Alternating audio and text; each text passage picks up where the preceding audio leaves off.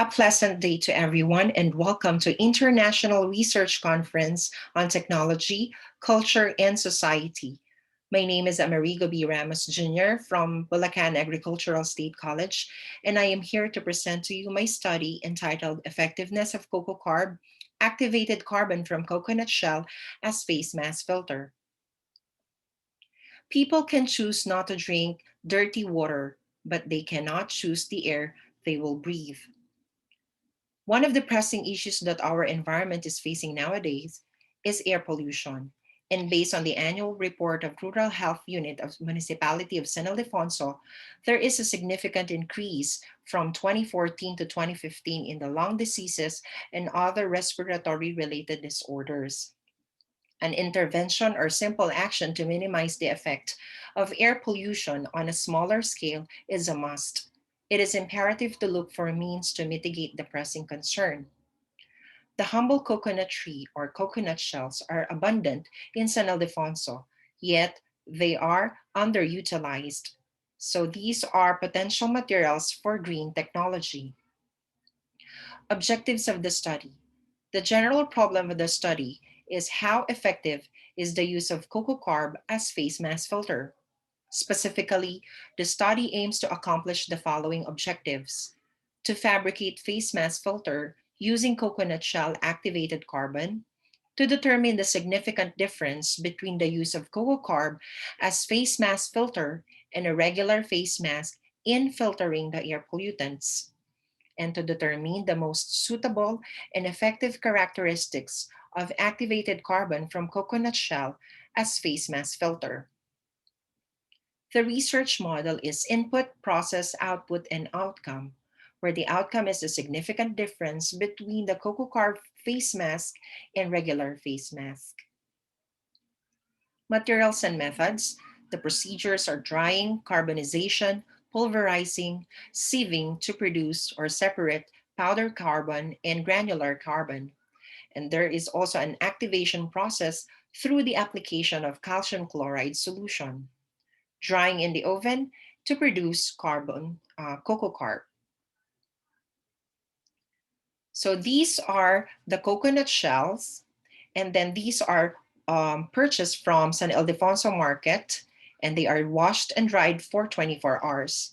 It weighed 3 kilograms. The coconut shells were placed in a fire pit for 12 hours till the carbonization was complete. The process converted the coconut shells into charcoal. It weighed 1.3 kilograms after. The coconut shell carbon were pulverized using mortar and pestle, half of which are kept in its granular state to distinguish the effect of adsorption on powder over granular form. A 25 solution of calcium chloride was prepared by combining 300 grams of distilled water and 100 grams of calcium chloride in a 500 ml beaker. The solution was poured over the powder and granular coconut shell carbon. Using a stirring rod, the mixture were combined until it became paste and saturated. It was covered and left undisturbed for 24 hours.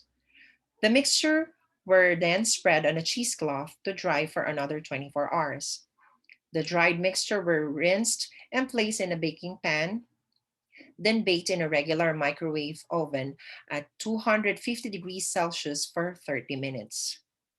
The unused calcium chloride solution was disposed by adding large volume of water in a different container and flushed down the sink with a continuous flow of water. The activated carbon was placed in a coffee filter, number two, and 6 coffee filters were with different amount of cocoa carb were prepared to be used in the study. So we have the powder 5 grams and the granular 5 grams, or the P5 and the G5. We also have the P10, the G10, the P20, and the G20. The preparation of the face mask filter was done by sewing another ply of cloth on the underside of the face mask. The cloth was selected based on the quality of fiber and the cotton used. The upper seam of the face mask was secured by a zipper, which receives the cocoa carb. This is the cost analysis of CocoCarb face mask filter and a store-bought vertical full flat respirator. The CocoCarb costs 27 pesos, while the store-bought vertical full flat respirator costs 60 pesos. Test for the efficiency of CocoCarb face mask filter. To test the efficiency of the CocoCarb face mask filter, the carbon monoxide and hydrocarbon emission testing center was utilized. A plain face mask was first put to test by covering the analyzer during the emission of gas from the exhaust. The technician checked the temperature of the engine and ensured that the exhaust system was leak-proof. The tachometer was adjusted to 0, and then the engine was accelerated to 2,500 RPM. The speed was maintained from 10 to 15 seconds, and then the pedal was released to return the engine at idle speed. While the engine was idle, the probe was inserted into the exhaust pipe more than 30 centimeter. After 20 seconds, the CO and the HC reading was done. The same procedure for granulated activated carbon and granular activated carbon, as well as the store-bought vertical full flat respirator.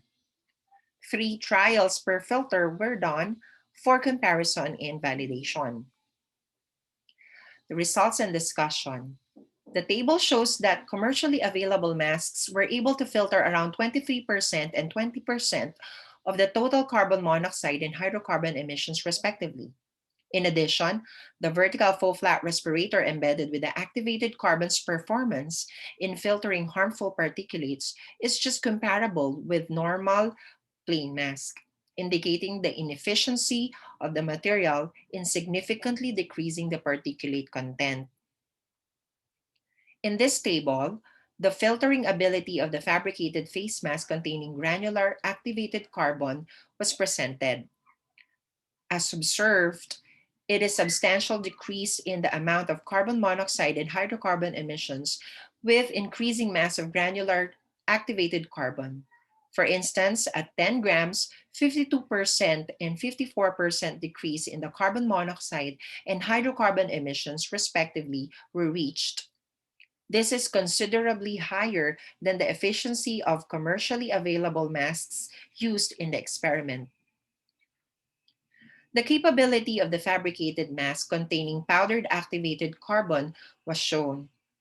As observed, increasing the mass of the activated carbon caused a significant decrease in the emission, both for carbon monoxide and hydrocarbon. This is also showed between the efficiency of the fabricated mask with powdered activated carbon than those that are available commercially. For instance, at 10 grams, the fabricated mask register a very significant reduction of 76% and 81% for carbon monoxide and hydrocarbon emissions, respectively. And this is the graphs showing the comparison between the performance of face mask with powdered and granular activated carbon in minimizing carbon monoxide and hydrocarbon emissions. The inefficiency or the efficiency of powder activated carbon is even way higher than the performance of the granular activated carbon, as illustrated in the graphs. These results may be attributed to the larger surface area of the powder activated carbon, which then provides more possible sites for particulate absorption. Summary, conclusion, and recommendations. Based on the results, it can then be concluded that among the face masks tested, the fabricated one containing powder activated carbon, or the P20, is the most effective in minimizing both carbon monoxide and hydrocarbon emissions. Furthermore, in terms of the amount of activated carbon placed in the face mask, 20 grams activated carbon has caused the greatest reduction in the emissions. However, due to economic viability, the face mask with 10 grams activated carbon is recommended since the difference in the emission reductions is not that significant as the mass of powdered activated carbon is increased as reflected by the non-steep slope of the plots.